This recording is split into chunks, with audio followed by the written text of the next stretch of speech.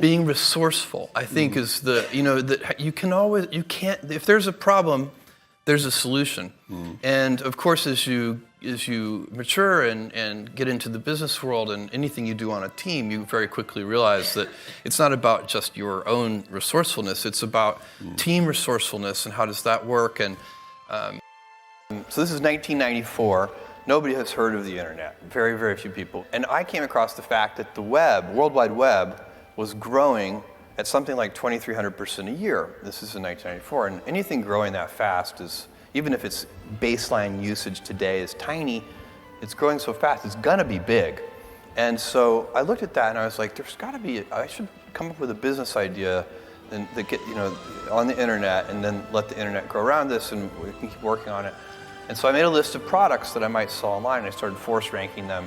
And I picked books because books is super unusual in one respect, which is that there are more book items in the book category than there are items in any other category. There are 3 million different books active and in print around the world at any given time. So the founding idea of Amazon was to build universal selection of books. The biggest bookstores only had 150,000 titles. And so that's what I did. And I hired a small team and we built the software. I moved to Seattle, and everything I've ever done has started small. Amazon started with a couple of people, and Blue Origin started with 5 people, and the budget at Blue Origin was very, very small. Now the budget at Blue Origin approaches $1 billion a year. And next year it'll be more than $1 billion. And Amazon, it literally was 10 people. Today it's 500,000 people, but it's hard to remember for you guys, but for me it's like yesterday I was driving the packages to the post office myself and hoping one day we could afford a forklift. And so for me, I've seen small things get big, and it's part of this day one mentality. I like treating things as if they're small. Amazon, even though it is a large company, I wanted to have the heart and spirit of a small one. There have been so many, we haven't had any existential crises, knock on wood. I don't want to jinx anything. But we've had a lot of kind of dramatic events. I remember early on, we only had 125 employees when Barnes & Noble, the big United States bookseller, opened their online website to compete against us, barnesandnoble.com. We'd had about a 2-year window. We opened in 95, they opened in 97. And at that time, all of the headlines, and the funniest were about how we were about to be destroyed by this much larger company. We had 125 employees and $60 million a year in annual sales, 60 million with an M. And and Barnes & Noble at the time had 30,000 employees and about $3 billion in sales. So they were giant, we were tiny, and we had limited resources. And the headlines were very negative about Amazon. And the one that's most memorable was just Amazon.toast. And so I called an all-hands meeting, which was not hard to do with just 125 people. And we got in a room, and because it was so scary for all of us, this idea that now we finally had a big competitor, that literally everybody's parents were calling and saying, are you okay? It's usually the moms calling and asking their children, are you going to be okay? So, and I said, look, it's okay to be afraid, but don't be afraid of our competitors, because they're never going to send us any money. Be afraid of our customers.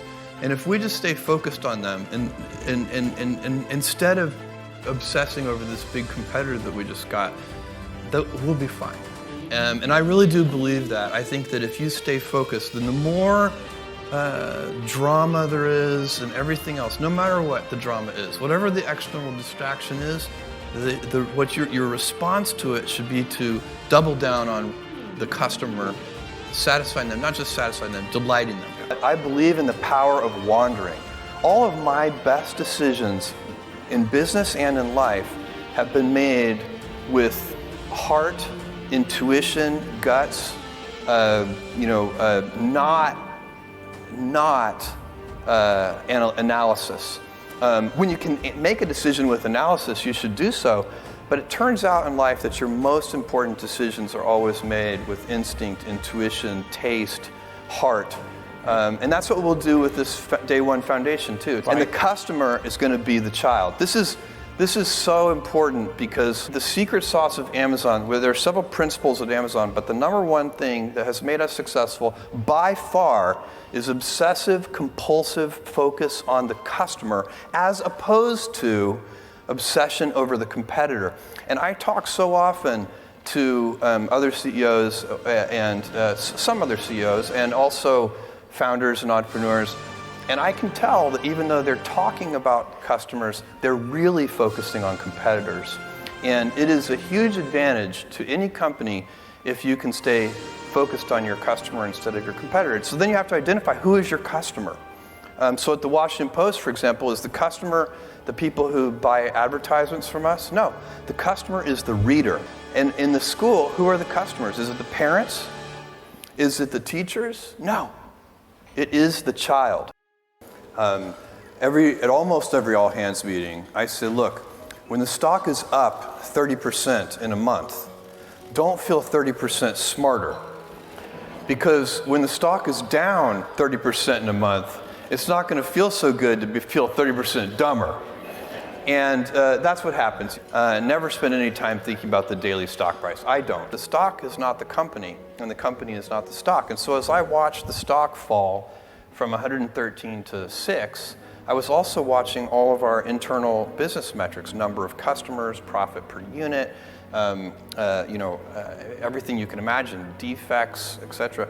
Every single thing about the business was getting better and fast. And so as the stock price was going the wrong way, everything inside the company was going the right way. I don't want to regret. When I'm 80, now 90, I want to have minimized the number of regrets that I have in my life. And most of our regrets are acts of omission. They're things we didn't try. It's the path untraveled. Those are the things that haunt us. And I think that when you think about the things that you will regret when you're 80, they are almost always the things that you did not do. They are acts of omission. Very rarely are you going to regret something that you did and it failed and didn't work or whatever. But the acts of omission, the thing, it's not, and again, I'm not just talking about business things. It's like, I loved that person and I never told them. And then, 50 years later, you'd be like, why didn't I tell her? Why didn't I go after it? So that's the kind of life regret that is very hard to be happy about when you're telling yourself in a private moment that story of your life. I made my grandmother burst into tears, and the way I did it was we were driving on a long road trip, and she was a chain smoker, and I was probably 10 years old, so this was around 1974, and it was in a period of time where there were heavy radio advertisements, sort of anti-smoking radio advertisements, trying to convince people to stop smoking. And one of the advertisements had this figure in it. It said something like, every puff of a cigarette takes so many minutes off of your life. I think it was 2 minutes, but I can't remember. Every puff of a cigarette. So I sat there in the back seat on this long car ride and calculated how many years she had taken off of her life. And in my 10-year-old mind, I had been extremely clever to do this. And so when I was finished with my arithmetic, I proudly announced to her how many years she had taken off of her life. And I got a reaction I did not expect, with her bursting into tears. And so my grandfather stopped the car and he took me out of the car, and I had no idea what was about to happen because he had never said a cross word to me. And I thought he might actually be angry with me, but he wasn't. He took me out we had some privacy from her, and he said these incredible words. He said, you're gonna figure out one day that it's harder to be kind than clever. First of all, when any criticism, my approach to criticism and what I teach and preach inside Amazon is, when you're criticized, first look in a mirror and decide, are your critics right? If they're right, change. Because there are two kinds of critics. there are well-meaning critics who, they're worried it's not going to work, but they do want it to work. And so it could be, I can give you an example, customer reviews would be one of those. When we first did customer reviews 20 years ago, some book publishers were not happy about it because some of them were negative. And so it was a very controversial practice at that time, but we thought it was right, and so we stuck to our guns and had a deep heel on that and didn't change. But there's a second kind of critic, which is the self-interested critic, and they come in all shapes and sizes. So they can be any kind of institution, competitors, of course. And so when you are doing something in a new way, and if customers embrace the new way, what's going to happen is incumbents who are practicing the older way are not going to like you. And they're going to be self-interested critics. And so you do need, as you're looking yourself in the mirror, to try and tease those two things apart. In our view, we have workers' councils, of course, and we have very good communications with our employees. So we don't believe that we need a union to be an intermediary between us and our employees. But of course, at the end of the day, it's always the employee's choice. And that's how it should be. So but for sure, we would be very naive to believe that we're not going to be criticized. I mean, that's just part of the terrain. You have to accept that. One thing I tell people is if you're going to do anything new or innovative, you have to be willing to be misunderstood. If you can't afford to be misunderstood, then for goodness sake, don't do anything new or innovative. All big institutions of any kind are going to be and should be examined, scrutinized, inspected. Governments should be inspected. Government institutions, big educational institutions, big nonprofits, big companies. They're going to get scrutiny. It's not personal. It's kind of what we as a society want to have happen. So that's one thing, and I remind people internally when if they don't take this personally, that will lead you in a lot of wasted energy. This is just normal. It's actually healthy. It's good. And all of our senior executives operate the same way I do. They work in the future. They live in the future. None of the people who report to me should really be focused on the current quarter. I always tell people. Sometimes I get we'll have a good quarterly conference call or something, and Wall Street will like our quarterly results, and people will stop me and say, congratulations on your quarter, and I say, thank you. But what I'm really thinking is, that quarter was baked 3 years ago. Right now, I'm working on a quarter that's going to reveal itself in 2021 sometime. And that's what you need to be doing. You need to be out sort of, 2 or 3 years in advance.